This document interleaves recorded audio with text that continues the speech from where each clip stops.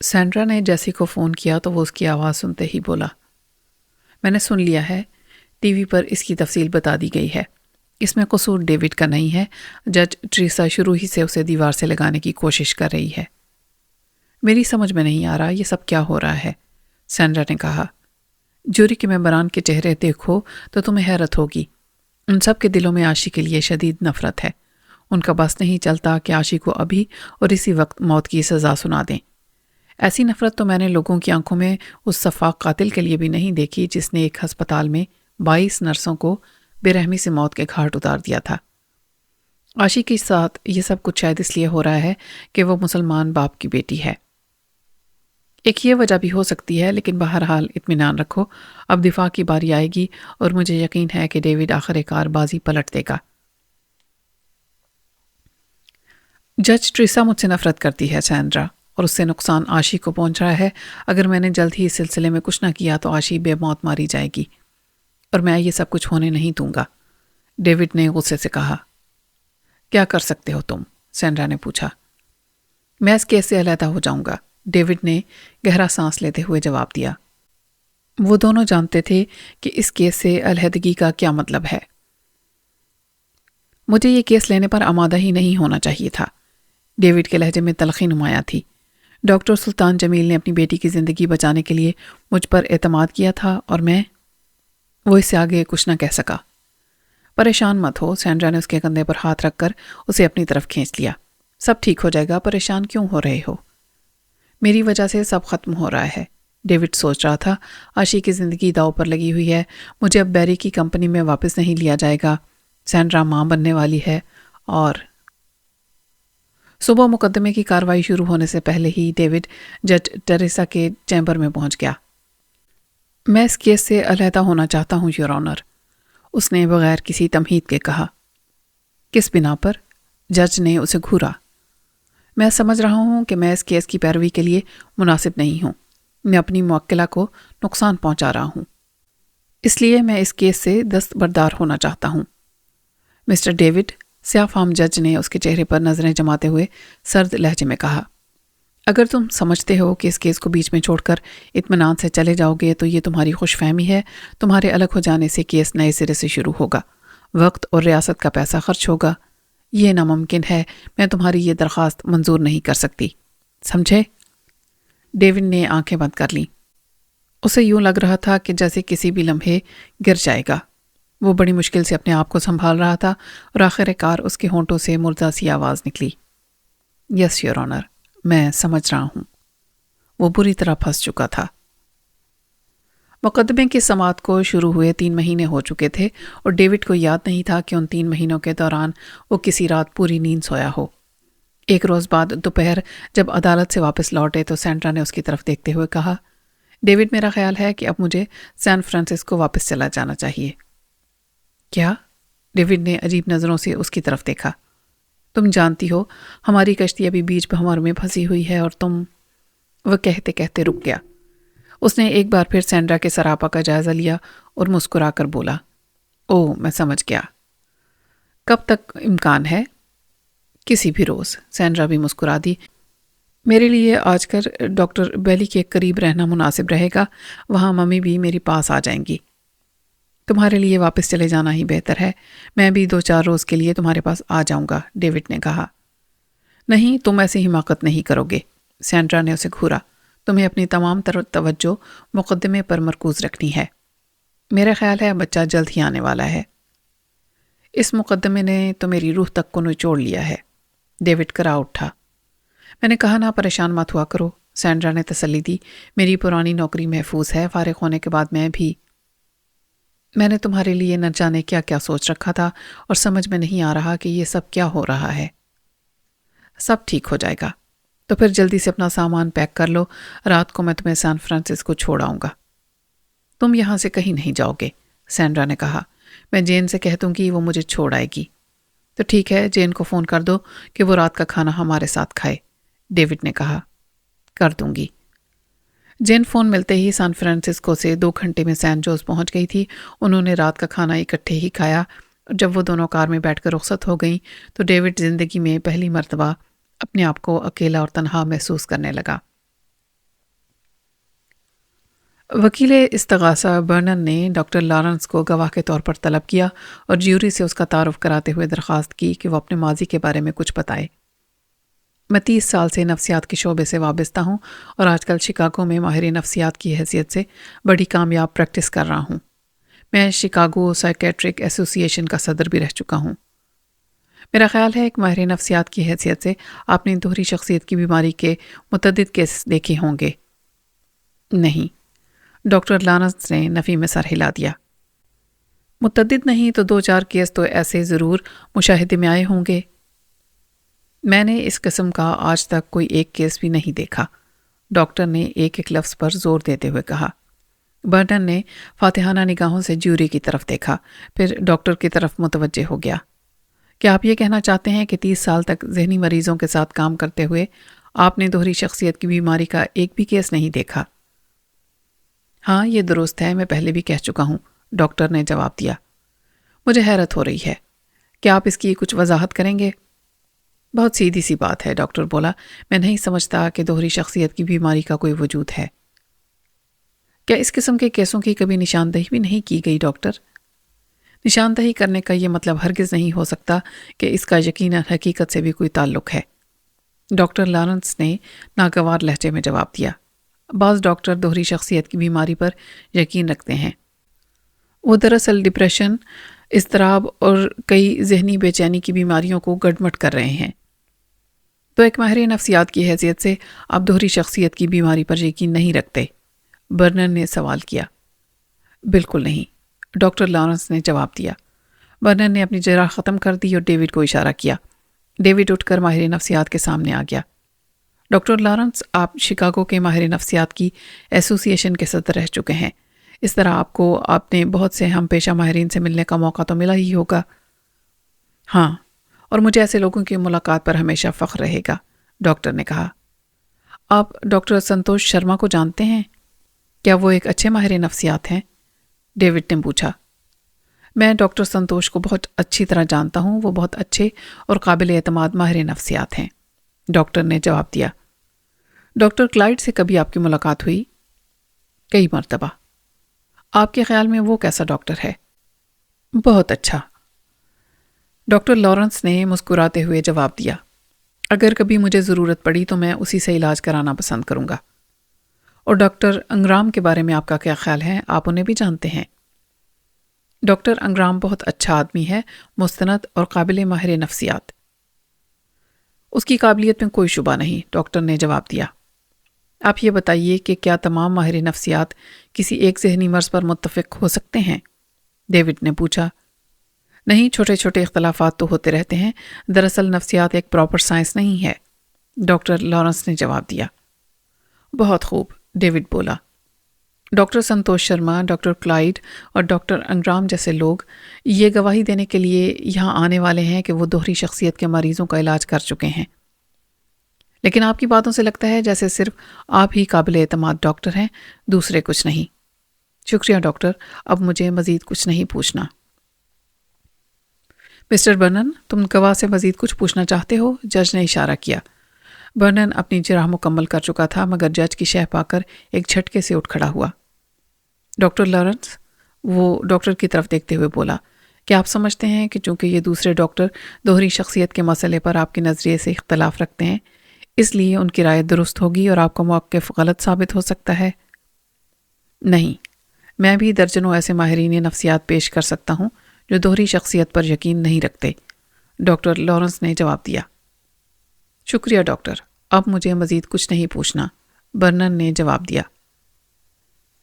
اس کے کچھ ہی دیر بعد ڈاکٹر آپٹن کو بلا لیا گیا۔ وکیل استغاثہ نے جرح شروع کرتے ہوئے سوال کیا۔ ڈاکٹر، جیسا کہ ابھی ہم نے سنا کہ جسے اندر کی شخصیات کا تضاد سمجھا جاتا ہے، وہ دراصل دوسری ذہنی الجھنوں کی طرح ایک الجھن ہے۔ کیا کوئی ایسا ٹیسٹ ہے کہ جس سے یہ ثابت ہو سکے کہ دوہری شخصیت کی بیماری دوسری ذہنی الجھنوں سے مختلف کوئی اور الجھن ہے؟ ایسا کوئی ٹیسٹ نہیں ہے، ڈاکٹر نے جواب دیا۔ برنن نے حیرت اور پریشانی کا اظہار کرتے ہوئے جوری کی طرف دیکھا۔ ایسا کوئی ٹیسٹ نہیں، وہ دوبارہ ڈاکٹر آپٹن کی طرف دیکھتے ہوئے بولا۔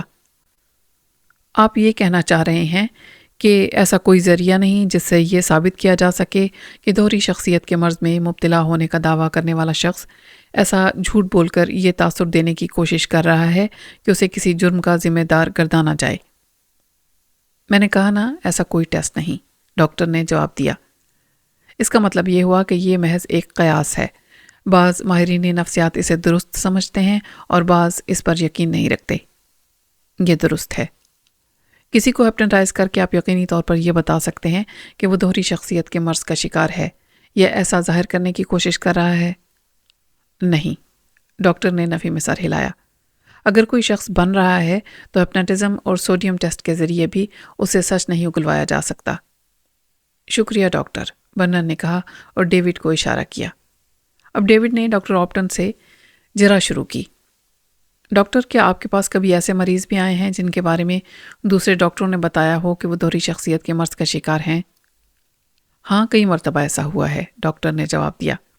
اور آپ نے ایسے مریضوں کا علاج بھی کیا ہوگا؟ نہیں۔ کیوں؟ ڈیوڈ نے چپتی ہوئی نظروں سے اس کی طرف دیکھا۔ میں ایسی کسی بیماری کا علاج نہیں کر سکتا جس کا کوئی وجود ہی نہ ہو۔ میرے پاس ایک ایسا شخص بھی آیا تھا جس نے ایک بڑی رقم غبن کی تھی اور چاہتا تھا کہ میں اس کے حق میں یہ بیان دوں کہ وہ اس کا ذمہ دار نہیں۔ وہ جو کچھ بھی کر رہا ہے اس کے اندر کی دوہری شخصیت نے اس سے کرایا ہے۔ ایک اور مریضہ تھی جسے بچے کو مار پیٹ کے الزام میں پولیس نے گرفتار کیا تھا۔ اس کا کہنا تھا کہ اسے اس کے اندر کی کسی قوت نے ایسا کرنے پر مجبور کیا تھا۔ اور بھی بہت سے ایسے مریض آتے رہے ہیں جو اپنے آپ کو کسی نہ کسی الزام سے بچانے کی کوشش میں تھے، اور یہ سب کے سب جھوٹے تھے۔ آپ اس مسئلے پر اپنے رائے کو یقینی اور حتمی سمجھتے ہیں؟ ہاں، میں جانتا ہوں کہ میں سچا ہوں۔ اس کا مطلب ہے کہ صرف آپ سچے ہیں اور باقی سب جھوٹے۔ وہ تمام ڈاکٹر جھوٹے ہیں جو دوہری شخصیت کی بیماری پر یقین رکھتے ہیں۔ میرا یہ مطلب نہیں تھا۔ صرف آپ سچے ہیں، باقی سب جھوٹے ہیں۔ شکریہ ڈاکٹر، اب مجھے اور کچھ نہیں پوچھنا، ڈیوڈ نے کہا۔ ڈاکٹر سائمن کی عمر 60 سے اوپر تھی۔ وہ درمیانے قد کا ایک صحت مند آدمی تھا۔ سر انڈے کے چھلکے کی طرح صاف تھا۔ ڈاکٹر سائمن، کیا آپ بتا سکتے ہیں کہ آئروجنی کا کیا مطلب ہے؟ برنن نے جرا شروع کرتے ہوئے پوچھا۔ کوئی ایسی بیماری جو اپنا وجود رکھتی ہو اور طبی علاج یا سائیکو تھراپی سے اس کا علاج ہو سکتا ہو، ڈاکٹر سائمن نے جواب دیا۔ سائیکو تھراپی کی وضاحت کریں گے؟ اس طریقہ علاج میں تھراپسٹ مریض کو اپنے سوالات کے ذریعے اپنے ذہن کے تاریک گوشے کھنگالنے پر مجبور کرتا ہے۔ وہ مریض کے اندر یہ احساس بھی اجاگر کرتا ہے کہ اسے معالج کی توقعات پر پورا اترنا چاہیے۔ کیا اس طریقے کا علاج دوہری شخصیت کے مریضوں پر بھی ہو سکتا ہے؟ اگر ماہر نفسیات مریض کے اندر چھپی ہوئی مختلف شخصیات کے بارے میں سوال کرتا ہے تو مریض اپنے معالج کو خوش کرنے کے لیے سلیقے سے چند سوالوں کے جواب دے سکتا ہے۔ یہ دراصل بہت ہی ہوشیاری اور چالاکی کا کام ہے۔ یہاں ہپناٹزم کو بھی آسانی سے دھوکہ دیا جا سکتا ہے۔ ویسے دوہری شخصیت کا دعویٰ کرنے والے عام طور پر نارمل ہوتے ہیں، انہیں کوئی ایسی دماغی الجھن نہیں ہوتی۔ آپ یہ کہنا چاہتے ہیں کہ ایک ماہر نفسیات ٹرانس میں لائے ہوئے مریض کی ذہنی کیفیت بدل سکتا ہے تاکہ مریض یہ باور کر لے کہ وہ اپنے آپ کو جس الجھن میں مبتلا ظاہر کر رہا ہے وہ درست نہیں ہے۔ ہاں، ایسا کئی بار ہوا ہے، ڈاکٹر نے جواب دیا۔ شکریہ ڈاکٹر، اب مجھے آپ سے اور کچھ نہیں پوچھنا۔ برنن اپنی جرح ختم کر کے اپنی سیٹ پر بیٹھ گیا۔ ڈاکٹر سائمن، ڈیوڈ نے اپنی جرح شروع کرتے ہوئے کہا، آپ نہ صرف ماہر نفسیات ہیں بلکہ یونیورسٹی میں پروفیسر بھی ہیں۔ یونیورسٹی میں کب سے پڑھا رہے ہیں؟ تقریباً 15 سال سے۔ آپ اپنا وقت کس طرح تقسیم کرتے ہیں؟ میرا مطلب ہے آدھا وقت پڑھانے میں اور آدھا وقت ڈاکٹر کی حیثیت سے پریکٹس کرنے میں۔ اب میں فل ٹائم پروفیسر ہوں۔ میڈیکل پریکٹس چھوڑے کتنا عرصہ ہو چکا ہے؟ تقریباً 8 سال، ڈاکٹر سائمن نے جواب دیا، لیکن میں تازہ ترین میڈیکل لٹریچر کا مطالعہ کرتا رہتا ہوں۔ ماضی میں آپ کے پاس دوہری شخصیت کے بہت سے مریض آتے رہے ہیں؟ جی نہیں، زیادہ نہیں۔ طویل عرصے کی پریکٹس کے دوران میں درجن بھر مریض تو ایسے ضرور آئے ہوں گے جنہوں نے دوہری شخصیت کی شکایت کی ہوگی۔ نہیں، ایسے مریضوں کی تعداد 6 ہو سکتی ہے۔ ڈاکٹر نے ایک بار پھر نفی میں سر ہلا دیا۔ 4؟ اس مرتبہ بھی ڈاکٹر نے کوئی جواب نہیں دیا۔ ڈاکٹر، کبھی آپ کے پاس کوئی ایسا مریض آیا ہو جس نے دوہری شخصیت کی شکایت کی ہو؟ یہ کہنا ذرا مشکل ہے کہ میں اپنے سوال کا جواب صرف ہاں یا نہیں میں سننا چاہتا ہوں ڈاکٹر، ڈیوڈ نے اس کی بات کاٹ دی۔ نہیں، ڈاکٹر نے جواب دیا۔ اس کا مطلب ہے آپ دوہری شخصیت کے بارے میں صرف اتنا جانتے ہیں جتنا پڑھا ہے۔ شکریہ ڈاکٹر، اب مجھے آپ سے کچھ نہیں پوچھنا، ڈیوڈ کہتے ہوئے اپنی سیٹ پر آ کر بیٹھ گیا۔ استغاثہ نے 6 اور گواہ طلب کیے۔ اس طرح وکیل استغاثہ برنر نے ملک کے 9 صف اول کے ماہر نفسیات کو عدالت میں پیش کر دیا اور ان سب کی متفق رائے یہ تھی کہ دوہری شخصیت کی بیماری کا کوئی وجود نہیں۔ استغاثہ اب اپنی کارروائی سمیٹ رہا تھا۔ جب آخری گواہ پر جرا ختم ہو چکی تو جج نے برنن سے دریافت کیا، کیا تم کوئی اور گواہ پیش کرنا چاہتے ہو؟ نہیں یور آنر، برنن نے جواب دیا، لیکن میں جیوری کو پولیس فائل سے وہ فوٹوگراف دکھانا چاہتا ہوں جو قتل کی وارداتوں کی جگہوں پر کھینچے گئے تھے۔ بالکل نہیں، تم ایسا نہیں کر سکتے۔ کیا کہا تم نے مسٹر ڈیوڈ؟ جج نے اسے گھورا۔ میں نے کہا تھا۔ ڈیوڈ کوئی سخت جملہ کہنا چاہتا تھا لیکن اس نے فوراً ہی اپنی کیفیت پر قابو پا لیا۔ آبجیکشن یور آنر، وکیل استغاثہ وہ تصویریں دکھا کر جوری کے ممبران کے جذبات کو بھڑکانا چاہتا ہے۔ اعتراض مسترد کیا جاتا ہے، جج نے کہا، پھر برنن کی طرف دیکھتے ہوئے بولی، تم جیوری کو تصویریں دکھا سکتے ہو۔ ڈیوڈ اپنی سیٹ پر بیٹھ گیا، اس کا خون کھول رہا تھا۔ برنن نے میز پر سے تصویروں کا ایک بنڈل اٹھا کر جیوری کے ایک ممبر کی طرف بڑھا دیا۔ یہ تصویریں کوئی خوشگوار منظر پیش نہیں کرتی، لیکن اس مقدمے کی کارروائی کا ایک نہایت اہم حصہ ہیں، اس لیے آپ کو دکھائی جا رہی ہیں۔ انہیں دیکھ کر آپ کو یہ اندازہ ہوگا کہ یہ کسی پراسرار نظر نہ آنے والی ہستی کا کارنامہ نہیں۔ یہ ان 3 آدمیوں کی تصویریں ہیں جنہیں بے دردی سے موت کے گھاٹ اتار دیا گیا۔ قانون کہتا ہے کہ کسی نہ کسی کو اس جرم کی سزا تو بھگتنی ہے۔ اب یہ دیکھنا آپ کا کام ہے کہ یہاں انصاف ہوتا ہے یا نہیں۔ برنن گہری نظروں سے جیوری کے ممبروں کے چہروں کا جائزہ لے رہا تھا۔ وہ تصویریں دیکھتے ہوئے ہر ایک کے چہرے پر بڑے بھیانک اور خوفناک تاثرات ابھر آئے تھے۔ برنن جج کی طرف مڑ گیا۔ استغاثہ اپنی کارروائی ختم کرنے کا اعلان کرتا ہے یور آنر۔ جج نے دیوار گیر کلاک کی طرف دیکھا۔ 4 بج چکے ہیں، وہ بولی۔ عدالت برخاست کی جاتی ہے، کل صبح 10 بجے سماعت دوبارہ شروع ہوگی۔ آشی پھانسی کے تختے پر کھڑی تھی۔ اس کے دونوں ہاتھ پشت پر باندھ دیے گئے تھے، چہرے پر سیاہ نقاب چڑھا کر گلے میں پھندا ڈال دیا گیا تھا۔ جلاد تختے کا لیور کھینچنے ہی والا تھا کہ ایک پولیس والا دوڑتا ہوا وہاں پہنچا اور دور ہی سے ہاتھ ہلاتے ہوئے چیخا، رک جاؤ، اسے پھانسی مت دو۔ وہ کہہ رہا تھا، اسے بجلی کی کرسی پر بٹھانے کا حکم دیا گیا ہے۔ منظر بدل گیا۔ آشی بجلی کی کرسی پر بیٹھی ہوئی تھی۔ ایک گارڈ سوئچ آن کرنا ہی چاہتا تھا کہ جج ٹریسا چیختی ہوئی وہاں پہنچ گئی، رک جاؤ، اسے بجلی کے جھٹکوں سے نہیں، زہر کا انجیکشن دے کر ہلاک کیا جائے گا۔ ڈیوڈ کی آنکھ کھل گئی، وہ ایک جھٹکے سے اٹھ کر بیٹھ گیا۔ اس کا جسم پسینے میں شرابور تھا اور دل بڑی شدت سے دھڑک رہا تھا۔ اس نے بستر سے اٹھنا چاہا لیکن جسم جیسے بے جان ہو رہا تھا۔ دماغ میں دھماکے ہو رہے تھے، بدن ٹوٹ رہا تھا۔ اس نے پیشانی پر ہاتھ رکھا، پیشانی انگارے کی طرح تپ رہی تھی۔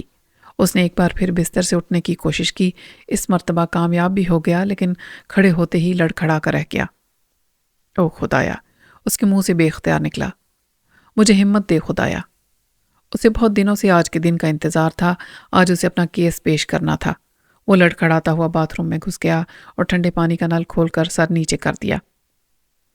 چند منٹ بعد سیدھا ہو کر آئینے میں خود کو دیکھا تو کانپ اٹھا۔ وہ بالکل نچڑا ہوا سا لگ رہا تھا۔ ڈیوڈ جب عدالت پہنچا تو جج ٹریسا پہلے سے اپنی کرسی پر موجود تھی اور کیس کی کارروائی شروع کرنے کے لیے ڈیوڈ کا انتظار ہو رہا تھا۔ دیر سے آنے کی معذرت چاہتا ہوں یور آنر، وہ کہتے ہوئے قریب ہو گیا، لیکن برنر بھی اس کے ساتھ ہی آگے بڑھ گیا۔ ڈیوڈ نے کہا، میں درخواست کرتا ہوں کہ آج مقدمے کی کارروائی ملتوی کر دی جائے۔ کیوں؟ کس لیے؟ جج نے اسے گھورا۔ میری طبیعت ٹھیک نہیں ہے یور آنر، میں ڈاکٹر کے پاس۔ ایسی صورت میں کیس اپنے اسسٹنٹ کو سونپ دو تاکہ کارروائی جاری رہ سکے، جج نے اس کی بات کاٹتے ہوئے کہا۔ میرا کوئی اسسٹنٹ نہیں یور آنر، ڈیوڈ نے جواب دیا۔ حیرت انگیز، جج آگے کو جھکتے ہوئے بولی، قتل کا یہ پہلا کیس ہے جس میں وکیل صفائی نے اپنا کوئی معاون مقرر نہیں کیا۔ کیا یہ ون مین شو نہیں مسٹر ڈیوڈ؟ کیا تم سمجھتے ہو کہ کیس کی جیت کا سارا کریڈٹ اکیلے ہی سمیٹ لو گے؟ لوگ تمہیں مبارکباد دیں گے اور تمہارے گلے میں پھولوں کے ہار ڈالیں گے، لیکن میری عدالت میں ایسا نہیں ہوگا۔ میں ایک اور بات بھی واضح کر دوں، مجھ سے کسی قسم کی رعایت کی توقع مت رکھنا۔ جو بھی فیصلہ کرنا ہے جیوری کو کرنا ہے، اور کیس جیوری کے سامنے بالکل واضح ہے۔ کچھ اور کہنا چاہتے ہو مسٹر ڈیوڈ؟ ڈیوڈ بے حس و حرکت کھڑا جج کی طرف دیکھ رہا تھا۔ اسے پورا کمرہ گردش کرتا ہوا محسوس ہو رہا تھا۔ جج ٹریسا نے اپنے رویے کی کھل کر وضاحت کر دی تھی۔ وہ اسے کھری کھری سنانا چاہتا تھا، لیکن بڑی مشکل سے اپنی کیفیت پر قابو پایا۔ نہیں یور آنر، اس کے منہ سے مردہ آواز نکلی۔ اب عدالت کا وقت ضائع مت کرو مسٹر ڈیوڈ اور اپنی کارروائی شروع کرو، جج نے اسے گھورتے ہوئے کہا۔ ڈیوڈ چھوٹے چھوٹے قدم اٹھاتا ہوا جوری باکس کے سامنے آ گیا اور اپنے سر میں ہونے والے دھماکوں اور بخار کو بھول کر آہستہ آہستہ بولنے لگا۔ خواتین و حضرات، وکیل استغاثہ نے دوہری شخصیت کے مرض کا جس طرح مضحکہ اڑایا ہے وہ سب آپ نے دیکھ لیا۔ مجھے یقین ہے کہ ان کے ارادے میں بدنیتی یا کینہ پروری کو دخل نہیں تھا۔ انہوں نے جو کچھ بھی کیا لا علمی کی بنا پر کیا، جبکہ حقیقت یہ ہے کہ مسٹر برنن دوہری شخصیت کے مریض کے بارے میں کچھ بھی نہیں جانتے، اور یہی بات میں ان گواہوں کے بارے میں کہہ سکتا ہوں جنہیں وکیل استغاثہ نے آپ کے سامنے پیش کیا۔ لیکن میں آپ کے سامنے کچھ ایسے لوگوں کو پیش کرنے والا ہوں جو اس بارے میں بہت کچھ واقفیت رکھتے ہیں۔ یہ تمام حضرات معزز ڈاکٹر اس موضوع پر اتھارٹی کی حیثیت رکھتے ہیں۔ جب آپ ان کے بیانات کو سنیں گے تو آپ کو اندازہ ہو جائے گا کہ مسٹر برنن نے جو کچھ بھی کہا یا اپنے گواہوں سے کہلوایا وہ سب افسانہ تھا، جھوٹ کا پلندہ۔ مسٹر برنن نے میری موکلہ کو سنگین ترین جرائم کا مجرم ٹھہرایا ہے۔ یہ نقطہ سب سے زیادہ اہمیت کا حامل ہے۔ جرم فرسٹ ڈگری قتل کا جرم ثابت کرنے کے لیے نہ صرف مجرمانہ عمل بلکہ مجرمانہ ارادہ ثابت کرنا بھی ضروری ہوتا ہے۔ میں آپ کو یہ بتاؤں گا کہ آشیش جمیل کا نہ تو کوئی مجرمانہ ارادہ تھا، نہ ہی جرم وقوع پذیر ہوتے وقت وہ اپنے کنٹرول میں تھی۔ وہ اس حقیقت سے مکمل طور پر لاعلم تھی کہ اس کے سامنے کیا ہو رہا ہے۔ بعض معزز ڈاکٹر آپ کو یہ بتائیں گے کہ مس آشیش جمیل کے ذہن میں دو ایسی پراسرار شخصیات موجود ہیں جن میں سے ایک نے اسے مکمل طور پر اپنے کنٹرول میں لے رکھا ہے۔ ڈیوڈ نے خاموش ہو کر باری باری جوری کے ممبروں کے چہروں کو دیکھا۔ اسے یوں لگ رہا تھا جیسے وہ سب ایک دائرے کی شکل میں گردش کر رہے ہوں۔ ڈیوڈ نے ایک لمحے کو سختی سے آنکھیں بند کر لیں۔ امریکن ماہرین نفسیات کی ایسوسی ایشن دوہری شخصیت کے مرض کو تسلیم کرتی ہے، ڈیوڈ نے دوبارہ کہنا شروع کیا۔ دنیا بھر کے ماہرین نفسیات بھی اس حقیقت کو تسلیم کرتے ہیں، اور ان میں بہت سے ڈاکٹر ایسے بھی ہیں جو اس کا علاج بھی کر چکے ہیں۔ مس آشیش جمیل کے اندر پوشیدہ پراسرار شخصیت میں سے ایک نے قتل جیسے فعل کا ارتکاب کیا، لیکن وہ اندر کی دوہری شخصیت تھی جس پر آشی کا کوئی بس نہیں تھا۔ ڈیوڈ کی آواز بتدریج بلند ہوتی جا رہی تھی، اس میں اعتماد پیدا ہو رہا تھا۔ اس مسئلے کا جائزہ لیتے ہوئے آپ کو یہ بات ذہن میں رکھنی ہوگی کہ قانون کسی بے گناہ کو سزا نہیں دیتا، لیکن یہاں اس اصول کی دھجیاں بکھیرنے کی کوشش کی جا رہی ہے۔ قانون کا مذاق اڑایا جا رہا ہے۔ یہاں میں ان دو جڑواں بھائیوں کی مثال دوں گا جن پر قتل کا کیس چل رہا تھا۔ ان دونوں کے جسم آپس میں جڑے ہوئے تھے۔ ان میں سے ایک نے قتل کیا تھا۔ تمام شہادتیں اس کے خلاف تھیں، لیکن قانون مجرم بھائی کو اس لیے سزا نہیں دے سکا کہ اس کے ساتھ بے گناہ کو بھی سزا ہو جاتی۔ اراکین جیوری بڑی توجہ سے اس کی باتیں سن رہے تھے۔ ڈیوڈ نے آشی کی طرف اشارہ کیا۔ اس کیس میں دو نہیں، ہمیں تین شخصیات کا سامنا ہے، وہ کہتے ہوئے جج کی طرف مڑ گیا۔ میں اپنا پہلا گواہ پیش کرنے کی اجازت چاہوں گا یور آنر۔ چند منٹ کے بعد ڈاکٹر اشانتی گواہوں کے کٹہرے میں موجود تھا۔ ڈاکٹر اشانتی، آپ میڈیسن پریکٹس کہاں کرتے ہیں؟ ڈیوڈ نے پہلا سوال کیا۔ میڈیسن ہسپتال نیو یارک میں، ڈاکٹر اشانتی نے جواب دیا۔ کیا آپ میری درخواست پر یہاں آئے ہیں؟ نہیں، میں نے اخبارات میں اس کیس کے بارے میں پڑھا تھا، اس لیے رضاکارانہ طور پر گواہی دینے کے لیے آ گیا ہوں۔ میں دوہری شخصیت کے مریضوں پر کام کر چکا ہوں۔ میں اس کیس میں قانون کی مدد کرنا چاہتا ہوں۔ دراصل دوہری شخصیت کا مرض اب ایک عام سا ذہنی مسئلہ بن چکا ہے، اور میں چاہتا ہوں کہ یہاں اگر کوئی غلط فہمی پیدا ہو گئی ہے تو اسے میں دور کر دوں۔ شکریہ ڈاکٹر، ڈیوڈ نے کہا۔ اس کیس کی طرح کیا یہ ممکن ہے کہ کوئی شخص دو یا اس سے زیادہ اندرونی شخصیات کا شکار ہو؟ میرے تجربے کے مطابق MPD یعنی دوہری شخصیت کے مریض بعض اوقات کئی اندرونی شخصیات کا شکار ہو جاتے ہیں۔ یہ تعداد 100 تک بھی ہو سکتی ہے۔ وکیل استغاثہ کے معاون نے برنن کی طرف جھک کر کوئی سرگوشی کی۔ برنن کے ہونٹوں پر خفیف سی مسکراہٹ آ گئی۔ آپ کتنے عرصے سے ایسے مریضوں کا علاج کر رہے ہیں ڈاکٹر؟ ڈیوڈ نے سوال کیا۔ تقریباً 15 سال سے۔ کیا عام طور پر صرف ایک اندرونی شخصیت مریض کے دماغ کو کنٹرول کرتی ہے؟ ہاں، ڈاکٹر نے مختصر جواب دیا۔ کیا مریض اپنے اندر موجود ان شخصیات کے وجود سے آگاہ ہوتا ہے اور کیا وہ اندرونی شخصیات ایک دوسرے سے واقف ہوتی ہیں؟ بعض اوقات تو وہ سب ایک دوسرے کو جانتی ہیں اور بعض اوقات کسی کو جانتی ہیں کسی کو نہیں، لیکن مریض کسی ماہر نفسیات کے علاج سے پہلے ان کی موجودگی سے بالکل واقف نہیں ہوتا۔ کیا MPT قابل علاج ہے؟ ڈیوڈ نے سوال کیا۔ اکثر حالات میں ہاں، اس کے لیے طویل نفسیاتی علاج کی ضرورت ہوتی ہے، بعض اوقات 6 یا 7 سال کا عرصہ بھی لگ سکتا ہے۔ شکریہ ڈاکٹر، ڈیوڈ نے کہتے ہوئے جوری کے ممبران کی طرف دیکھا۔ ان کے چہروں پر دلچسپی کے تاثرات تو تھے لیکن شاید قائل نہیں ہوئے تھے۔ اب ڈاکٹر اشانتی پر برنن نے جرا شروع کی۔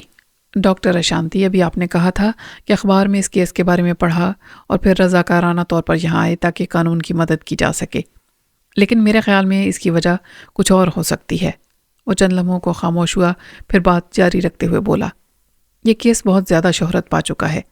ریڈیو، اخبارات اور ٹی وی پر اسے سب سے زیادہ اہمیت اور کوریج دی جا رہی ہے۔ پوری دنیا کی نگاہیں اس کیس پر ہیں۔ ہر شخص اس کے ذریعے شہرت حاصل کرنا چاہتا ہے۔ کیا آپ بھی محض شہرت کمانے کے لیے؟ آبجیکشن، ڈیوڈ ایک دم کھڑا ہو گیا۔ گواہ کی کردار کشی کی جا رہی ہے۔ اعتراض مسترد کیا جاتا ہے، جج نے کہا۔ مسٹر برنن، ڈاکٹر اشانتی نے کہا، میں یہاں اپنے آنے کی وجہ اور مقصد بتا چکا ہوں۔ آپ نے اب تک کتنے ذہنی مریضوں کا علاج کیا ہوگا؟ برنن نے پوچھا۔ تقریباً 200۔ اور ان میں سے ایسے مریضوں کی تعداد کتنی تھی جو دوہری شخصیت کا شکار ہوں؟ 12-13۔ 200 میں سے صرف 12-13۔ برنن نے حیرت کا اظہار کیا۔ میری بات سمجھنے کی، میں صرف ایک بات سمجھتا ہوں ڈاکٹر اشانتی، برنن نے اس کی بات کاٹ دی، کہ تم صرف کیس ڈیل کر کے اپنے آپ کو ایکسپرٹ نہیں کہہ سکتے۔ میں کوئی ایسی شہادت چاہتا ہوں جس سے دوہری شخصیت کا وجود یا عدم وجود ثابت ہو سکے۔ جہاں تک ثبوت کی بات ہے تو تم اس وقت عدالت میں کھڑے ہو ڈاکٹر، برنن نے ایک بار پھر اس کی بات کاٹ دی۔ جوری اگر مگر نہیں ثبوت چاہتی ہے۔ یہاں بات یہ ہے کہ ملزمہ ان آدمیوں سے شدید نفرت کرتی تھی جنہیں قتل کرنے کے بعد اپنے آپ کو بچانے کے لیے اس نے دوہری شخصیت کا لبادہ اوڑھ لیا۔ آبجیکشن، ڈیوڈ کھڑا ہو گیا۔ گواہ کو گمراہ کرنے کی کوشش کی جا رہی ہے۔ اعتراض مسترد کیا جاتا ہے، جج نے کہا۔ یور آنر، اپنی جگہ بیٹھ جاؤ مسٹر ڈیوڈ، جج نے اسے گھورا۔ ڈیوڈ نے کھا جانے والی نظروں سے جج کی طرف دیکھا اور اپنی سیٹ پر بیٹھ گیا۔ اس کا مطلب یہ ہوا ڈاکٹر کہ، برنن اس کی طرف دیکھتے ہوئے بولا، تم ایسا کوئی ثبوت پیش نہیں کر سکتے جو دوہری شخصیت کا وجود یا عدم وجود ثابت کر پائے؟ فوری طور پر نہیں، لیکن شکریہ ڈاکٹر، برنن نے اسے جملہ مکمل نہیں کرنے دیا اور شکریہ ادا کر کے جرا ختم کر دی۔ صفائی کی طرف سے اگلا گواہ ڈاکٹر سنتوش شرما تھا۔ ڈاکٹر شرما، آپ مس آشی جمیل کا معائنہ کر چکے ہیں، اس سے آپ کس نتیجے پر پہنچے ہیں؟ مس آشی MPD کا شکار ہے، اس کے اندر 2 شخصیات اور ہیں۔ ان میں سے ایک اپنے آپ کو پشپا اور دوسری صوفیہ کہتی ہے، ڈاکٹر سنتوش شرما نے جواب دیا۔ کیا وہ دونوں آشی کے کنٹرول میں ہیں؟ نہیں، وہ دونوں اسے اپنے قابو میں لے لیتی ہیں اور جب ایسا ہوتا ہے تو اس پر بے خودی کسی کیفیت طاری ہو جاتی ہے۔ کیا آپ اس کی وضاحت کریں گے ڈاکٹر؟ یہ ایک ایسی کیفیت ہے کہ مریض وقتی طور پر اپنے حواس سے محروم ہو جاتا ہے۔ اسے یہ معلوم نہیں ہوتا کہ وہ کہاں ہے اور کیا کر رہا ہے۔ یہ صورتحال چند منٹ، کئی دنوں یا ہفتوں تک برقرار رہ سکتی ہے۔ اور کیا اس دوران میں اس سے سرزد ہونے والے کسی عمل یا فعل کا ذمہ دار اسے ٹھہرایا جا سکتا ہے؟ نہیں، ڈاکٹر نے جواب دیا۔ شکریہ ڈاکٹر، ڈیوڈ نے کہتے ہوئے پھر برنن کو اشارہ کیا۔ برنن اٹھ کر سنتوش شرما کے سامنے آ گیا۔ ڈاکٹر شرما، آپ کئی ہسپتالوں میں کنسلٹنٹ ہیں اور دنیا بھر کے ہسپتالوں میں لیکچر بھی دیتے ہیں۔ ہاں، یہ درست ہے، ڈاکٹر نے جواب دیا۔ آپ کے دوست ڈاکٹر بھی بہت معزز اور قابل اعتماد ہوں گے؟ جی ہاں، اس میں کوئی شبہ نہیں۔ کیا وہ سب دوہری شخصیت سے اتفاق کرتے ہیں؟ نہیں، ان میں سے کچھ ایسے ہیں جنہیں اس نظریے سے اتفاق نہیں ہے، ڈاکٹر نے جواب دیا۔ اس کا مطلب ہے کہ وہ ان کے وجود پر یقین نہیں رکھتے۔ ہاں، اور وہ لوگ غلط ہیں اور آپ صحیح ہیں۔ میں ایسے مریضوں کا علاج کر چکا ہوں اور جانتا ہوں کہ ایسی چیز کا وجود ہے۔ جب میرے ایک سوال کا جواب دیجیے ڈاکٹر، برنر نے اس کی پوری بات نہیں سنی۔ اگر ایسی کسی چیز کا وجود ہوتا تو کیا وہ دوہری شخصیت اپنے میزبان مریض پر قابو پا کر اسے احکامات دے سکتی ہے؟ یعنی دوہری شخصیت کہتی ہے قتل کر دو اور مریض اس کا حکم مان لیتا ہے۔ یہ ڈیپینڈ کرتا ہے اندر کی دوہری شخصیت پر، جو مختلف درجوں میں اثر انداز ہوتی ہے۔ اس کا مطلب ہے کہ میزبان بھی اندر کی شخصیت پر قابو پا سکتا ہے۔ بعض حالات میں ایسا ہوتا ہے، ڈاکٹر نے جواب دیا۔ اکثر و بیشتر نہیں۔ ڈاکٹر، آپ کے پاس کیا ثبوت ہے کہ دوہری شخصیت کا کوئی وجود ہے؟ میں نے کئی مریضوں کو ٹرانس میں لا کر ان میں جسمانی طور پر تبدیلیاں رونما ہوتی دیکھی ہیں، اور میں جانتا ہوں کہ اور یہی آپ کی سچائی کی بنیاد ہے۔ جی ہاں ڈاکٹر شرما، اگر میں آپ کو کسی گرم کمرے میں بٹھا کر ہپنوٹائز کر کے یہ کہوں کہ آپ اس وقت قطب شمالی میں بالکل برہنہ بیٹھے ہیں، تو کیا آپ کے جسم کا درجہ حرارت کم ہو جائے گا؟ ہاں، لیکن شکریہ ڈاکٹر، مجھے مزید کچھ نہیں پوچھنا۔ برنر نے جرح ختم کر دی۔ ڈیوڈ ایک بار پھر اٹھ کر کٹہرے کے سامنے کھڑا ہو گیا۔ ڈاکٹر شرما، وہ اسے مخاطب کرتے ہوئے بولا، کیا آپ کے ذہن کے کسی گوشے میں یہ شبہ ہے کہ مس عاشی جمیل دوہری شخصیت کا شکار نہیں ہے؟ بالکل نہیں، ڈاکٹر نے جواب دیا۔ اس کے اندر دو متضاد شخصیات چھپی بیٹھی ہیں اور وہ مکمل طور پر اس پر حاوی ہیں۔ اور عاشی کو ان کے بارے میں علم نہیں؟ نہیں، وہ ان کے بارے میں کچھ نہیں جانتی، ڈاکٹر نے جواب دیا۔ ڈیوڈ کی درخواست پر اگلے گواہ کو طلب کر لیا گیا۔ وہ گلوبل کمپیوٹر گرافکس کارپوریشن کا سپروائزر علی نواز تھا۔ اس نے ڈیوڈ کے سوالات کے جواب میں بتایا کہ وہ 7 سال سے اس کمپنی میں سپروائزر کی حیثیت سے کام کر رہا ہے اور عاشی جمیل اس کی ماتحتی میں کام کرتی ہے۔ وہ اسے اچھی طرح جانتا ہے۔ مسٹر نواز، ابھی آپ نے ان معزز ڈاکٹروں کے بیانات سنے جس سے یہ پتہ چلتا ہے کہ ڈپریشن، نروسنس، بے چینی، اداسی، اضطراب وغیرہ بھی دوہری شخصیت کے مرض کی علامتوں میں سے ہیں۔ کیا آپ نے ان میں سے کوئی علامت یا کوئی اور ایسی بات مس عاشی میں کبھی محسوس کی تھی؟ دراصل کیا مس عاشی نے آپ کو یہ نہیں بتایا کہ اسے یوں لگتا ہے جیسے کوئی اس کا پیچھا کر رہا ہو؟ ہاں، اس نے بتایا تھا، علی نواز نے جواب دیا۔ اور یہ کہ اسے کچھ اندازہ نہیں کہ وہ کون ہو سکتا ہے اور ایسا کیوں کر رہا ہے؟ ہاں، عاشی نے یہ بھی کہا تھا۔ کیا ایک مرتبہ اس نے یہ نہیں کہا تھا کہ کسی نے اس کے کمپیوٹر پر اس کا خاکہ اور خنجر بنا کر اسے دھمکی دی تھی؟ ہاں، یہ درست ہے، علی نواز نے کہا۔ اور کیا اس کی ذہنی کیفیت اس حد تک نہیں بگڑ گئی تھی کہ آپ نے اسے کمپنی کے ماہرین نفسیات ڈاکٹر اسپیکمن کے پاس جانے کا مشورہ دیا تھا؟ ہاں، یہ درست ہے، علی نواز نے جواب دیا۔ کیا یہ عاشی میں دوہری شخصیت کی وہ علامتیں نہیں جن کا ابھی میں نے ذکر کیا تھا؟ ڈیوڈ نے پوچھا۔ بالکل درست ہے، علی نواز نے اس بات میں سر ہلا دیا۔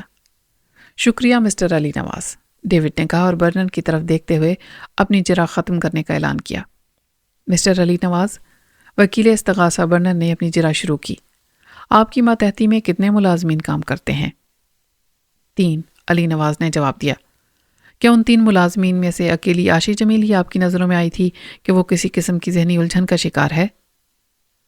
کمپنی کا ہر ملازم کسی نہ کسی ذہنی الجھن کا شکار رہتا ہے، علی نواز نے جواب دیا۔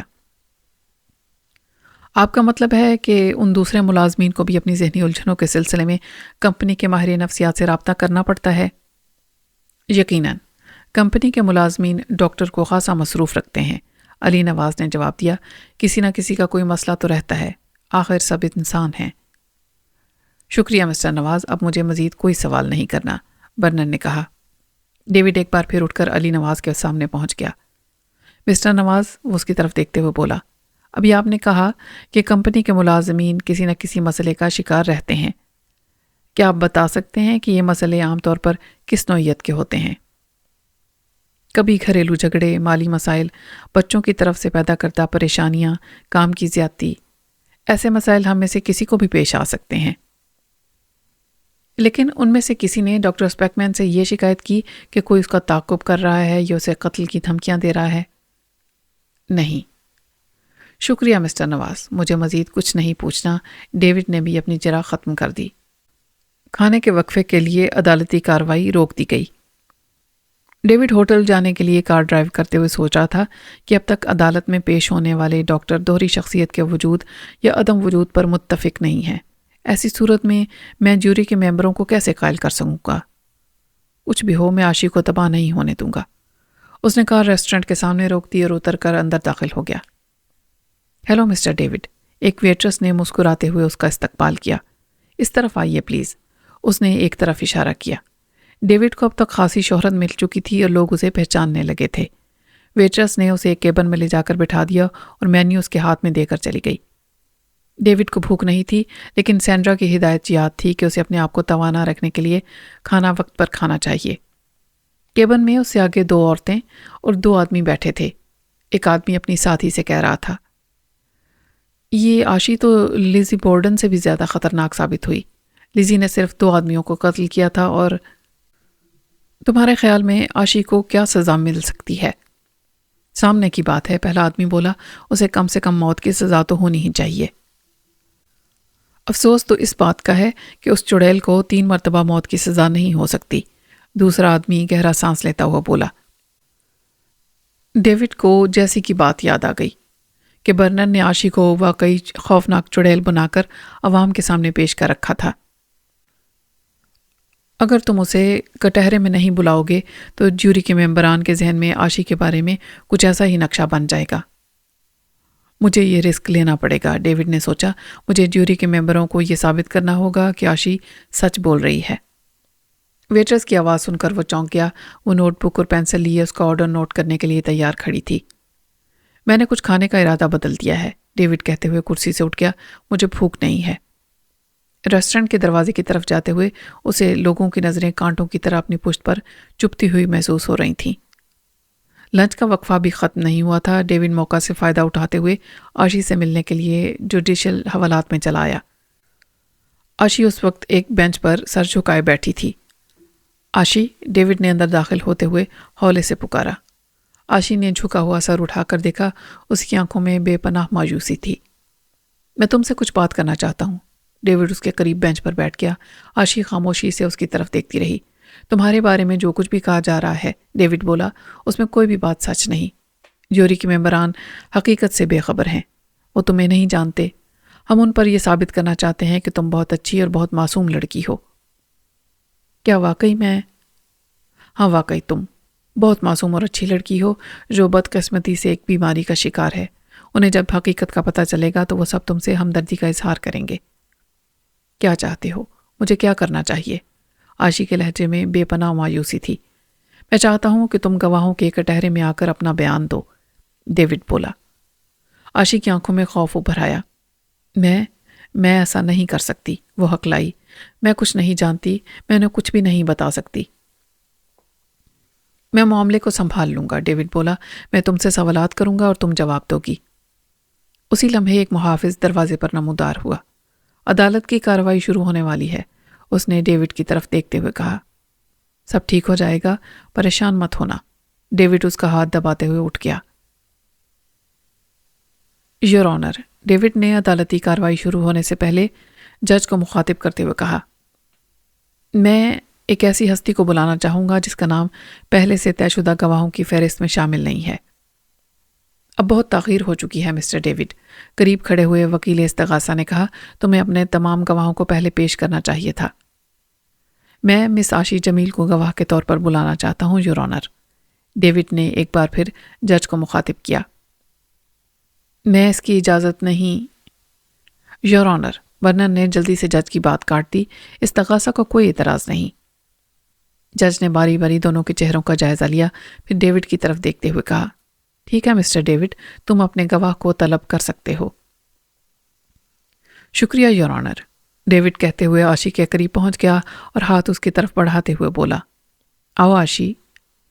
عاشی بے حس و حرکت بیٹھی رہی، اس کے چہرے پر خوف کے سائے کچھ اور گہرے ہو گئے تھے۔ ڈیوڈ نے دوبارہ مخاطب کیا تو اپنی جگہ سے اٹھ گئی، اس کے دل کی دھڑکن تیز ہو گئی تھی۔ وہ چھوٹے چھوٹے قدم اٹھاتی ہوئی گواہوں کے کٹہرے میں پہنچ گئی۔ میں دل ہی دل میں یہ دعائیں مانگ رہا تھا کہ ڈیوڈ اسے گواہوں کے کٹہرے میں بلائے۔ برنر نے اپنے ماتحت جارج سے کہا۔ جارج نے بھی سر ہلا دیا۔ آشی سچ کہنے اور سچ کے سوا کچھ نہ کہنے کا حلف اٹھا کر کرسی پر بیٹھ گئی۔ ڈیوڈ قریب پہنچ گیا اور اس کی طرف دیکھتے ہوئے نرم لہجے میں بولا، میں جانتا ہوں یہ سب کچھ تمہارے لیے بہت مشکل ہوگا۔ تم پر ایسے سنگین اور گھناؤنے جرائم کا الزام ہے جس کا ارتکاب تم نے نہیں کیا۔ میں جو چاہتا ہوں وہ یہ ہے کہ جوری سچائی سے آگاہ ہو جائے۔ کیا تمہیں یاد ہے کہ تم نے ان میں سے کوئی جرم کیا تھا؟ نہیں، آشی نے نفی میں سر ہلا دیا۔ ڈیوڈ نے جوری کی طرف دیکھا اور بات جاری رکھتے ہوئے بولا، کیا تم ستیش مہتا کو جانتی تھیں؟ ہاں، ہم دونوں گلوبل کمپیوٹر کمپنی میں اکٹھے کام کرتے تھے۔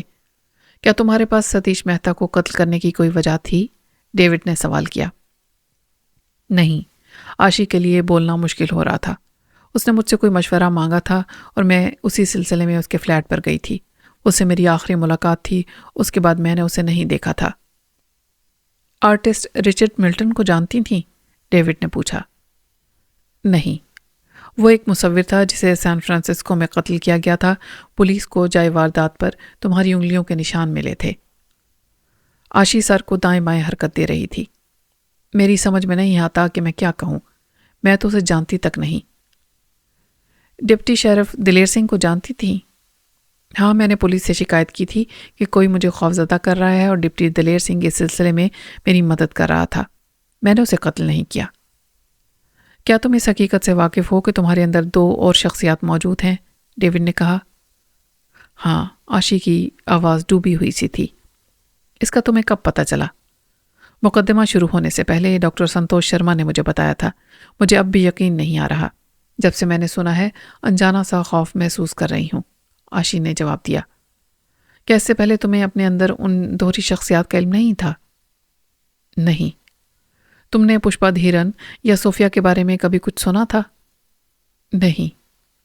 اور کیا اب تمہیں یقین ہے کہ یہ دونوں تمہارے اندر موجود ہیں؟ ہاں، اب یقین آ گیا ہے۔ جو کچھ بھی ہوا سب انہوں نے ہی کیا ہے۔ اس کا مطلب ہے تمہیں یہ معلوم ہی نہیں کہ رچرڈ سے کبھی ملی ہو، مسٹر ستیش مہتا کو قتل کرنے کا تمہارا کوئی مقصد تھا، یا ڈپٹی شیرف دلیر سنگھ کو قتل کیا ہو جو تمہاری حفاظت کے لیے تمہارے ہی فلیٹ پر موجود تھا؟ نہیں، مجھے بالکل معلوم نہیں، آشی نے کہتے ہوئے کھچا کھچ بھرے ہوئے کمرہ عدالت پر نگاہ دوڑائی۔ اس کی آنکھوں میں خوف کچھ اور بھی نمایاں ہو گیا تھا۔ آخری سوال مس آشی، ڈیوڈ بولا، کیا پہلے کبھی کسی بھی قسم کی قانون شکنی کی مرتکب ہوئی ہو؟ بالکل نہیں، آشی نے جواب دیا۔ ڈیوڈ نے جرا ختم کر دی اور برنن کو اشارہ کیا۔ برنن اٹھ کھڑا ہوا۔ اس کے ہونٹوں کی مسکراہٹ بڑی نمایاں تھی۔ مس آشی، اس کے چہرے پر نظریں جماتے ہوئے بولا، کیا کبھی ستیش مہتا سے تمہارے کسی قسم کے تعلقات رہے ہیں؟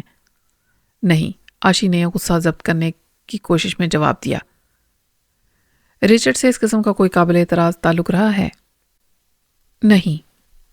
اور ڈپٹی شیرف دلیر سنگھ کے ساتھ کسی موقع پر کوئی تعلق؟ نہیں نہیں نہیں، آشی چیخ اٹھی۔ ایف بی آئی کی لیبارٹری میں وہ انگلیوں کے نشانات چیک کیے گئے تھے جو پولیس نے تینوں جائے وارداتوں سے محفوظ کیے تھے، اور تمہیں یہ سن کر حیرت ہوگی کہ آبجیکشن یور آنر، ڈیوڈ اٹھ کھڑا ہوا۔ جج نے اعتراض تسلیم کرتے ہوئے وکیل استغاثہ کو تنبیہ کر دی۔ ڈیوڈ مطمئن ہو کر اپنی جگہ پر بیٹھ گیا۔ آشی کا چیخنے کو دل چاہ رہا تھا، لیکن وہ بڑی مشکل سے ضبط کیے ہوئے تھی۔ قتل کی تینوں جگہوں سے ملنے والی انگلیوں کے نشان تمہارے تھے مس آشی، صرف تمہارے۔ برنن نے اس کے چہرے پر نظریں جماتے ہوئے کہا۔ آشی خاموش بیٹھی رہی۔ برنن میز کے قریب آ گیا اور سیلوفن میں لپٹی ہوئی چھری دکھاتے ہوئے بولا، کیا اسے پہچانتی ہو؟ یہ میرے کچن میں استعمال کی چھری ہو سکتی ہے، آشی نے رک رک کر جواب دیا۔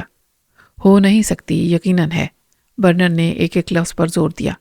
یہ چھری پہلے ہی استغاثہ کی شہادتوں میں شامل ہے۔ اس پر ڈپٹی دلیر سنگھ کے خون کے دھبے موجود ہیں اور اس آلہ قتل پر تمہاری انگلیوں کے نشان بھی ثبت ہیں۔ آشی سر کو دائیں بائیں حرکت دے رہی تھی۔ میں نے قتل کا ایسا سیدھا سادہ اور صاف ستھرا کیس پہلے کبھی نہیں دیکھا، برنن نے کہا۔ 2 تصوراتی کرداروں کے پیچھے پناہ لے کر تم اپنے آپ کو… آبجیکشن یور آنر، ڈیوڈ جلدی سے اٹھ کر کھڑا ہو گیا۔ اعتراض تسلیم کیا جاتا ہے، جج نے پھر سے کہا۔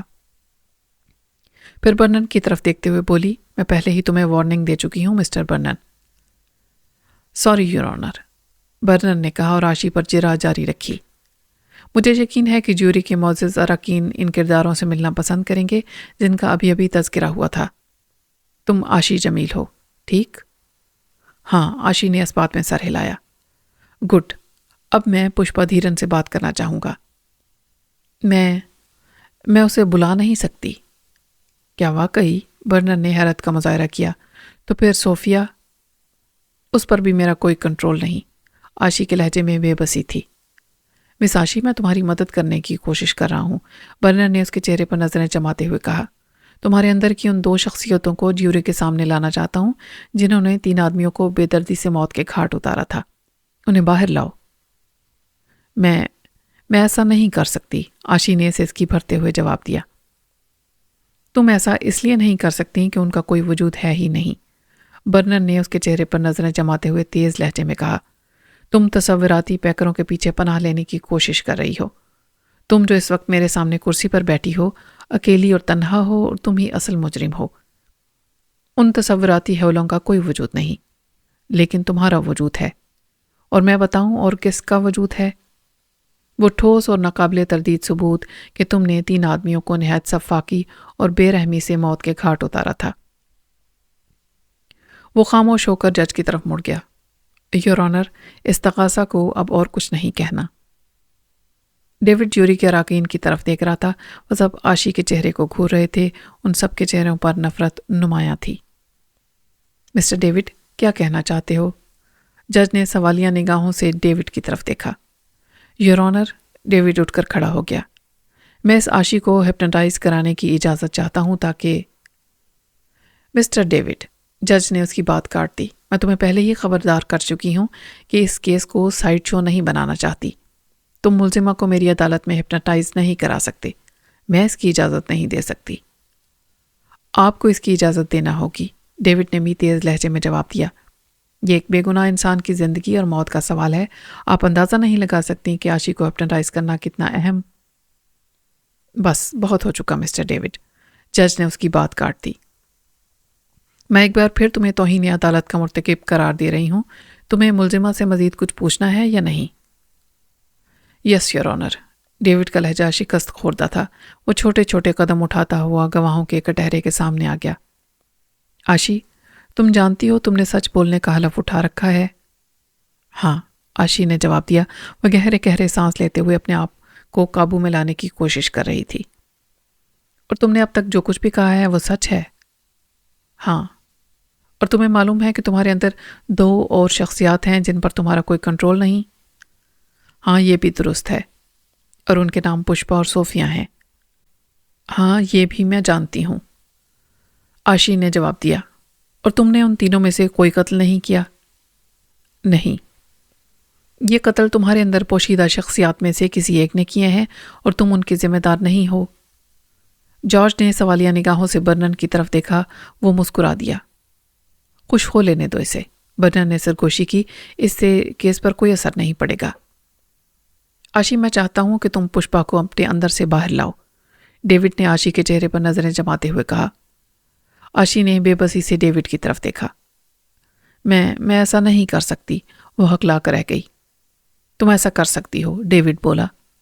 پشپا ہماری باتیں سن رہی ہے اور اس صورتحال سے پوری طرح لطف اندوز ہو رہی ہے۔ کیوں نہ ہو، 3 قتل کر کے وہ بڑے اطمینان سے الگ ہو کر ہٹ گئی۔ ڈیوڈ کی آواز بلند ہو گئی۔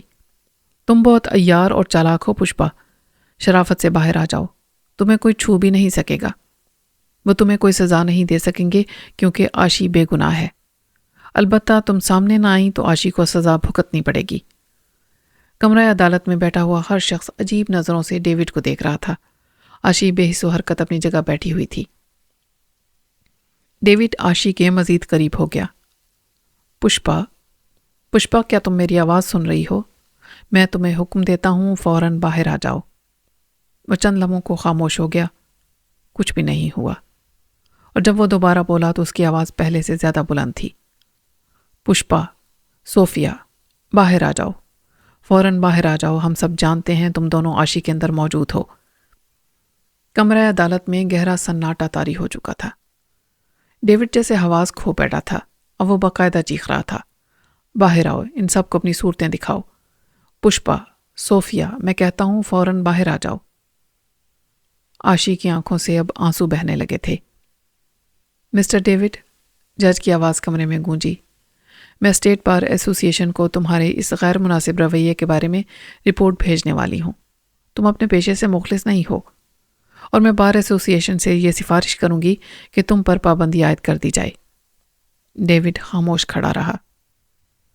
तुम किसी और को गवाह पेश करना चाहते हो? जज ने पूछा। नहीं योर ऑनर, डेविड ने नफी में सर हिला दिया। खेल खत्म हो चुका था। अब वो आशी को किसी तरह भी नहीं बचा सकता था। बैरी कमरा अदालत में आखिरी कतार की एक कुर्सी पर बैठा बड़ी गहरी नज़रों से ये सब देख रहा था। हार्वे, उसने करीब बैठे हुए अकाउंटेंट हार्वे की तरफ झुकते हुए सरगोशी की। डेविड को पहली फुर्सत में कंपनी से बरतरफ कर दो। उसके बाद वो वहां रुका नहीं, उठकर तेज तेज कदम उठाता हुआ बाहर चला गया। कुछ देर बाद जब डेविड बाहर निकल रहा था तो हार्वे ने उसे रोक लिया। ये जो कुछ भी हो रहा है मुझे इसका अफसोस है, हार्वे ने कहा। मिस्टर बैरी भी यहाँ मौजूद थे, वो सब देख चुके हैं। उनका कहना है कि अपनी छुट्टियां खत्म होने के बाद भी तुम दफ्तर आने की जहमत मत करना। हार्वे चला गया। डेविड उसे जाते हुए देखता रह गया। डेविड जैसे ही कमरा अदालत से बाहर निकला, टीवी कैमरों और प्रेस रिपोर्टरों ने उसे नरगा में ले लिया। कुछ कहना चाहेंगे मिस्टर डेविड? हमने सुना है कि जज टेरेसा आप पर पाबंदी लगाने का मुतालबा करने वाली है। जज टेरेसा कहती हैं कि तुम्हें तौहीन अदालत के जुर्म में सज़ा भुगतनी पड़ेगी। क्या तुम्हारे ख्याल में? माहिरीन का ख्याल है कि आप ये केस हार चुके हैं। क्या आप किसी ऐसे मुतवक्के फैसले के खिलाफ अपील दायर करने का प्रोग्राम बना रहे हैं? हमारे कानूनी माहिरीन कहते हैं कि आपकी मुवक्किला को मौत की सज़ा। अपने मुस्तकबिल के बारे में आपने क्या सोचा है मिस्टर डेविड? डेविड किसी सवाल का जवाब दिए बगैर अपनी कार में बैठ गया। उसने इंजन स्टार्ट किया और कार एक झटके से आगे बढ़ा दी। अगली सुबह अदालती कार्रवाई का आगाज़ होते ही मुकदमे पर इख्तितामी बहस शुरू हो गई। इस्तग़ाज़ा का वकील बर्नन बहस समेटते हुए कह रहा था। उसकी नज़रें ज्यूरी के अरकान पर मज़कूज़ थीं। ख़वातीन और हज़रात, आज आप कानून की तारीख़ को एक नया मोड़ देने जा रहे हैं। अगर आप ये समझते हैं कि मुलज़िमा आम लोगों से मुख्तलिफ है और वो उन भयानक और घिनौने जराइम की ज़िम्मेदार नहीं जिनकी वो मुर्तकिब हुई है, और आप उसे बेगुनाह करार देकर छोड़ देते हैं, तो इसका मतलब ये होगा कि हर शख्स कत्ल जैसा संगीन जुर्म करने के बाद ये कहकर बच निकले कि ये जुर्म उसने नहीं, उसके अंदर छुपी हुई पुरस्रार दोहरी शख्सियत ने किया है। हर डाकू, हर जानी, हर कातिल अपने जुर्म से इनकार कर देगा। सारा इल्ज़ाम उस पुरस्रार दोहरी शख्सियत पर आयद करेगा जो बकौल उसके अंदर छुपी बैठी है, जबकि हकीकत में ऐसी किसी चीज़ का कोई वजूद है ही नहीं। आप ज़हीन और बाशऊर लोग हैं, तसव्वुरात की दुनिया में नहीं बसते। हकीकत की इस दुनिया में रहते हैं जहाँ हर लम्हे एक मुहय्यरुल उक़ूल और नाकाबिले यकीन वाक़या रूनुमा होता है। इस केस में भी बहुत सी बातें बज़ाहिर नाकाबिले यकीन लगती हैं, लेकिन उनकी हकीकत से इनकार नहीं किया जा सकता। इस केस की हकीकत उन तस्वीरों में है जो आप देख चुके हैं। उन आदमियों को किसी रूह या पुरस्रार दोहरी शख्सियत ने कत्ल नहीं किया, बल्कि उन्हें आपके सामने बैठी हुई मुलजिमा आशी जमील ने अपने होशो हवास में रहते हुए बड़ी बेरहमी से मौत के घाट उतारा था। मुअज़्ज़ज़ अरकान ज्यूरी, फाजिल वकील दिफा ने अपनी मुवक्किला को बचाने के लिए जो कोशिश की है, इसमें हैरत की कोई बात नहीं। ऐसे मुकदमात पहले भी अदालतों में पेश होते रहे हैं और हर वकील अपने मुवक्किल को बचाने की कोशिश करता रहा है, लेकिन हकीकत से नज़रें कभी नहीं चुराई जा सकती। आपको नर्स वेलेरी का वो केस याद होगा जिसमें वेलेरी नामी उस नर्स ने एक मासूम बच्चे को बेदर्दी से कत्ल करने के बाद जुर्म का इतराफ़ करने के बजाय ये मौक़िफ़ इख्तियार किया था कि ये जुर्म उसके अंदर छुपी हुई पुरस्रार दोहरी शख्सियत ने किया था और वो खुद बेगुनाह है। अदालत ने उसे मुजरिम करार देते हुए मौत की सज़ा सुनाई थी। मुलजिमा आशी जमील की दुख भरी कहानी सुनकर मुझे भी उससे हमदर्दी हो गई थी। यह वाकई अफसोस की बात है कि एक मासूम और हसीन लड़की अपने अंदर छुपी हुई बाज़ पुरस्रार शख्सियात के हाथों खिलौना बनी रही। मेरा ख्याल है कि हम में से कोई भी ऐसी खौफनाक सूरत हाल का सामना करना पसंद नहीं करेगा कि हमारे अंदर छुपी हुई एक पुरस्रार शख्सियत लोगों को कत्ल करती फिरे और हम उससे कतई लाइल्म रहें। अगर मेरे साथ कोई ऐसी सूरत हाल होती तो मैं खौफ से अदमुआ हो चुका होता। लेकिन उसने मुड़कर आशी की तरफ इशारा किया। लेकिन मुलजिमा बिल्कुल खौफज़दा नहीं है। इस पर रत्ती बराबर असर नहीं। وہ شاندار صاف ستھرا لباس پہنتی ہے، سلیقے سے بال بناتی ہے اور میک اپ کرتی ہے۔ وہ کسی طرح بھی خوفزدہ دکھائی نہیں دیتی۔ وہ سمجھتی ہے کہ آپ لوگ اس کی کہانی پر یقین کر کے اسے بری کر دیں گے۔ کوئی بھی یہ ثابت نہیں کر سکتا کہ دوہری شخصیت کے مرض کا کوئی وجود ہے یا نہیں، اس لیے اس کا فیصلہ ہمیں خود کرنا ہوگا۔ وکیل صفائی نے یہ موقف اختیار کیا ہے کہ یہ پراسرار کردار ملزمہ کے اندر موجود ہیں جو اس کے ذہن پر قابض ہیں۔ مثلا ایک کردار ہے پشپا دھیرن جو انگلینڈ میں پیدا ہوئی، دوسری صوفیہ جو اٹلی میں پیدا ہوئی۔ یہ سب ہیں تو ایک ہی شخصیت، لیکن ان کی پیدائش مختلف اوقات میں مختلف ممالک میں ہوئی اور ان تینوں کے مذاہب بھی مختلف ہیں۔ آپ کو اس صورتحال پر حیرت ہوئی یا نہ ہوئی ہو، لیکن مجھے اچنبھا ضرور ہے۔ میں نے تو ملزمہ کو اس بات کا ایک موقع دیا تھا کہ وہ اپنے اندر کی ان پراسرار شخصیات کو ہمارے سامنے لائے تاکہ ہم اس کی کہانی کی صداقت کو تسلیم کریں، لیکن وہ ایسا نہیں کر سکی۔ مجھے اس پر کوئی حیرت نہیں ہوئی کیونکہ دوہری شخصیت کے مرض کا سرے سے کوئی وجود نہیں۔ اب سوال یہ پیدا ہوتا ہے کہ کیا ہماری اس ریاست کیلیفورنیا کا قانون MPD یعنی دوہری شخصیت کے مرض کو ذہنی بیماری کے طور پر تسلیم کرتا ہے؟ صرف کیلیفورنیا ہی نہیں، امریکہ کی کوئی بھی ریاست یا وفاقی قانون MPD کو تسلیم نہیں کرتا، اور کسی ملزم کو MPD کے نام پر اپنے دفاع کا حق نہیں دیا جاتا۔ ایسا کیوں ہے؟ اس لیے کہ یہ سزا سے بچنے کا ایک فرضی اور افسانوی عذر ہے۔ وکیل صفائی آپ کو یہ باور کرانا چاہتے ہیں کہ ملزمہ کے اندر دو پراسرار شخصیات چھپی بیٹھی ہیں اور کوئی بھی اس مجرمانہ فعل کی ذمہ داری قبول کرنے کو تیار نہیں، لیکن حقیقت یہ ہے کہ ملزمہ صرف ایک ہے، عاشی جمیل۔ ہم کسی شک و شبے کے بغیر یہ ثابت کر چکے ہیں کہ عاشی جمیل قاتل ہے، لیکن ملزمہ کا دعویٰ ہے کہ اس نے کوئی جرم نہیں کیا، یہ سنگین جرائم کسی اور نے کیے ہیں۔ اس کے اندر چھپی ہوئی ان پراسرار شخصیات نے جنہوں نے لوگوں کو قتل کرنے کے لیے اس کا جسم مستعار لے لیا تھا۔ کیا یہ دلچسپ بات نہ ہوئی کہ ہم سب کے اندر بھی کوئی دوہری شخصیت ہوتی اور ہم اسے وہ کام بھی لیتے جن کی معاشرہ ہمیں اجازت نہیں دیتا؟ کیا آپ ایک ایسی دنیا میں رہنا پسند کریں گے جہاں لوگ آزادی سے ایک دوسرے کو قتل کرتے پھریں اور پھر یہ کہیں کہ آپ مجھے کچھ نہیں کہہ سکتے کیونکہ یہ جرم میں نے نہیں کیا، میرے اندر کی دوہری شخصیت نے کیا، اور آپ میری اس دوہری شخصیت کو بھی سزا نہیں دے سکتے کیونکہ وہ میں ہی ہوں اور میں نے کوئی جرم نہیں کیا؟ لیکن یہ کیس کسی خیالی یا تصوراتی شخصیت کے خلاف نہیں جس کا کوئی وجود نہ ہو۔ ملزم عاشی جمیل ایک زندہ اور حقیقی انسان ہے جس نے بڑی بے رحمی اور سفاکی سے 3 آدمیوں کو قتل کیا ہے۔ اس لیے استغاثہ عدالت سے ملزمہ کے لیے سزائے موت کا مطالبہ کرتا ہوں۔ شکریہ۔ برنر نے ایک بار پھر ارکان جیوری کی طرف دیکھا اور اپنی سیٹ پر آ کر بیٹھ گیا۔ کیا وکیل صفائی کچھ کہنا چاہتے ہیں؟ جج نے ڈیوڈ کی طرف دیکھا۔ ڈیوڈ اپنی جگہ سے اٹھ کر جیوری باکس کے سامنے چلا گیا اور اراکین جیوری کے چہروں کا جائزہ لینے لگا، اور ان چہروں پر اب بھی اسے نفرت کے ہی سائے دکھائی دے رہے تھے۔ معزز اراکین جیوری، وہ انہیں مخاطب کرتے ہوئے بولا، میں جانتا ہوں یہ کیس ہم سب کے لیے بڑا کٹھن اور مشکل ثابت ہوا ہے۔ آپ نے ان ماہرین نفسیات کے بیانات سنے جو MPD جیسی ذہنی الجھنوں میں مبتلا مریضوں کا علاج کر چکے ہیں، اور ان ماہرین کو بھی سنا جن کے بقول اس کا سرے سے کوئی وجود ہی نہیں ہے۔ آپ میں سے نہ تو کوئی ڈاکٹر ہے اور نہ ہی ماہر نفسیات، اس لیے ہمیں یہ توقع نہیں رکھنی چاہیے کہ آپ اس نازک اور حساس مسئلے پر اپنے طور پر کوئی فیصلہ کریں گے۔ گزشتہ روز میں نے جو رویہ اختیار کیا تھا اس کے لیے بھی میں آپ خواتین و حضرات سے معافی چاہتا ہوں۔ میں اپنی موکلہ عاشی جمیل پر اس لیے چیخا چلایا تھا کہ اسے اپنے اندر کی دوہری شخصیات کو باہر لانے پر مجبور کرنا چاہتا تھا۔ میں ان دوہری شخصیات سے بات کر چکا ہوں، میں جانتا ہوں ان کا وجود ہے۔ پشپا اور صوفیہ فرضی نام نہیں، یہ دونوں پراسرار شخصیات عاشی کے اندر موجود ہیں اور جب چاہیں اس کے دماغ کو اپنے قابو میں کر سکتی ہیں۔ عاشی بالکل بے خبر ہے، اس نے کوئی جرم نہیں کیا ہے۔ جیسا کہ میں اس مقدمے کے آغاز کے موقع پر ہی یہ کہہ چکا ہوں کہ کسی نہ کسی پر تو فرسٹ ڈگری قتل کا الزام عائد کرنا تھا اور اس کے لیے مادی شہادت اور مقصد جرم کا ہونا ضروری ہے، لیکن جہاں قتل جیسے سنگین جرم کا کوئی مقصد ابھی تک سامنے نہیں آیا۔ دراصل اس جرم کا کوئی محرک ہے ہی نہیں۔ خواتین و حضرات، قانون یہ کہتا ہے کہ استغاثہ کو کسی شبے کی گنجائش کے بغیر یہ ثابت کرنا ہے کہ ملزم نے جرم کیا ہے، وہ مجرم ہے، لیکن آپ میری اس بات سے اتفاق کریں گے کہ اس کیس میں معقول تعداد میں شبہات موجود ہیں۔ جہاں تک ثبوت کا تعلق ہے، اس میں کوئی شبہ نہیں کہ استغاثہ کو جائے وارداتوں پر عاشی جمیل کی انگلیوں کے نشانات ملے ہیں، لیکن جائے وارداتوں پر انگلیوں کے ان نشانات کی موجودگی ہمیں بہت کچھ سوچنے پر مجبور کرتی ہے۔ عاشی جمیل پڑھی لکھی اور ذہین خاتون ہے۔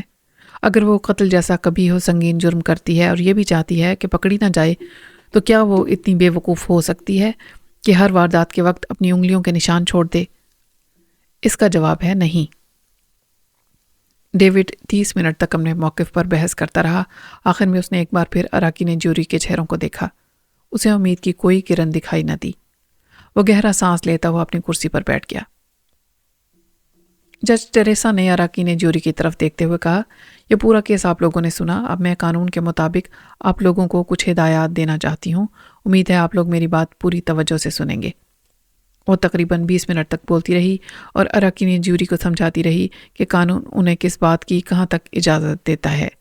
آخر میں وہ کہہ رہی تھی، اگر آپ میں سے کسی کو کوئی سوال کرنا ہو یا کسی بیان کا کوئی حصہ دوبارہ سننا چاہتے ہوں تو بتا دیا جائے۔ عدالت ہر طرح سے آپ خواتین و حضرات سے تعاون اور مدد کرنے کو تیار ہے۔ اور اب آپ لوگ جوری روم میں جا سکتے ہیں۔ عدالت جوری کے فیصلے تک برخاست کی جاتی ہے۔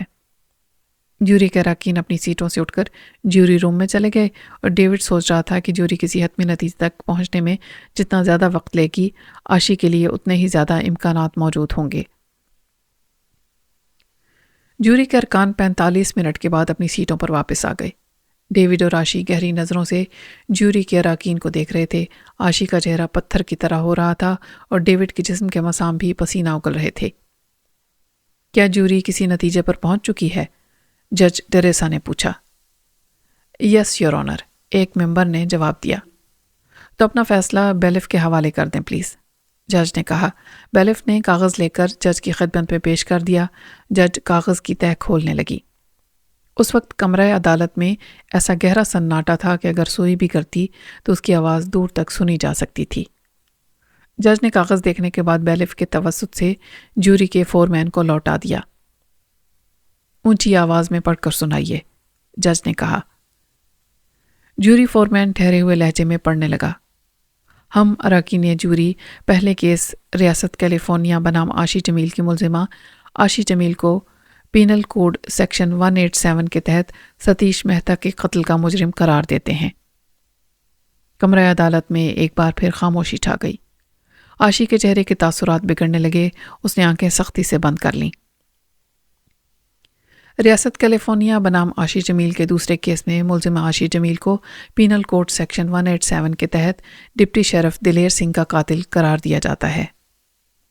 تیسرے کیس میں ریاست کیلیفورنیا بنام عاشی جمیل کیس میں بھی ملزمہ عاشی جمیل کو پینل کوڈ سیکشن 187 کے تحت رچرڈ ملٹن کا قاتل قرار دیا جاتا ہے اور ملزمہ کو ان 3 مقدمات میں فرسٹ ڈگری قتل کی مجرمہ قرار دیا جاتا ہے۔ ڈیوڈ کو سینے میں سانس رکتا ہوا محسوس ہوا۔ اس نے عاشی کی طرف دیکھا۔ اس کی آنکھوں میں ویرانی تھی اور چہرہ اس طرح سفید پڑ گیا تھا جیسے سارا خون نچڑ گیا ہو۔ اس نے اپنا ایک ہاتھ عاشی کے چہرے پر رکھ دیا۔ وہ کچھ کہنا چاہتا تھا مگر اس کے ہونٹوں کو حرکت نہیں ہو سکی۔ جوری کی رائے مقدمے کی ریکارڈ میں شامل کر لی جائے گی، جج کہہ رہی تھی۔ میں جوری کے تمام اراکین کا شکریہ ادا کرتے ہوئے اب جوری کو ڈسمس کرنے کا اعلان کرتی ہوں۔ کل عدالت میں ملزمہ کے صحیح دماغ ہونے یا نہ ہونے پر بحث کی جائے گی اور پھر فیصلہ سنایا جائے گا۔ ڈیوڈ پلک جھپکے بغیر عاشی کی طرف دیکھ رہا تھا۔ وہ اپنی کرسی پر بیٹھی تھر تھر کانپ رہی تھی اور پھر 2 محافظ اسے اپنے ساتھ لے گئے۔ ان میں سے ایک نے اسے بازو سے پکڑ کر سہارا دے رکھا تھا۔ جج اٹھ کر اپنے چیمبر میں چلی گئی۔ اس نے مڑ کر ڈیوڈ کی طرف دیکھا تک نہیں تھا۔ اس کا اب تک کا طرز عمل ڈیوڈ کو یہ باور کرانے کے لیے کافی تھا کہ کل صبح اس کا فیصلہ کیا ہوگا۔ وہ جان گیا تھا کہ عاشی کو موت کی سزا سنائی جانے والی تھی۔ سامعین، اسی کے ساتھ اختتام کرتے ہیں آج کی قسط کا۔ نئی قسط کے لیے انتظار کرتے رہیے۔ تب تک کے لیے اللہ حافظ۔